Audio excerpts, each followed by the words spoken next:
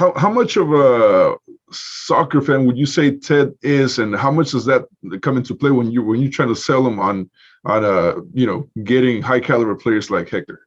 Yeah, I mean, the fortunate thing is he likes watching soccer. He's been a soccer fan most of his life, so he's played a little bit when he was younger.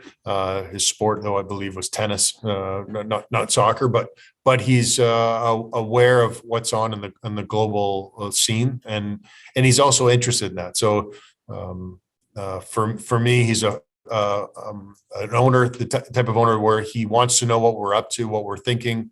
And I wouldn't say he's certainly not a guy that's going to say yes or no, in the sense that he trusts myself and Asher and Paulo to make the decisions to move this club forward. But he likes to be informed, and he likes to be educated about what we're trying to do and why we're trying to do it.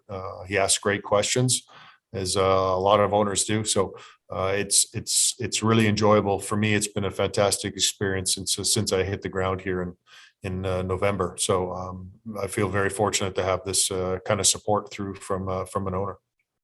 Were there any hesitations from Hector's team in regard to signing the contract, maybe perhaps even the length of the contract itself? Or were the major hiccups that you guys had? You'd have to ask them, but there were no real hiccups. I'll be honest, it was probably one of the smoothest contracts in my relatively short career. In the last 3.5 years that I've been doing this, is probably one of the easier contracts that I've ever dealt with. And a lot of that, I think, goes to Hector and his character. He's a man of his word, and when he said, listen, this is what it's going to take, and his agent was the same. So this is where we're at and what we're talking about, and we made a decision that we were comfortable with that, and we reached an agreement pretty quickly. Also, I have to address this because we got phone calls about it today, and also on social media. Obviously, fans are going wild with Hector Herrera signing. There's also the rumor of talks with Diego Lainez as well. Can you tell us anything about that? Yeah, I mean, I at this point, I don't want to talk about players that are in contract with the other team. Technically, I guess so is Hector, but he's also free in the summer. But so I don't want to talk about players on other teams. But what I would say is it's a market. And we talked about this a little bit earlier.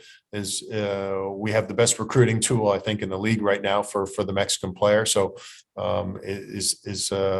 that we use Hector to try to help us recruit players. Of course we would. So, but at this stage, I'm not going to comment on a player that's under contract with someone else.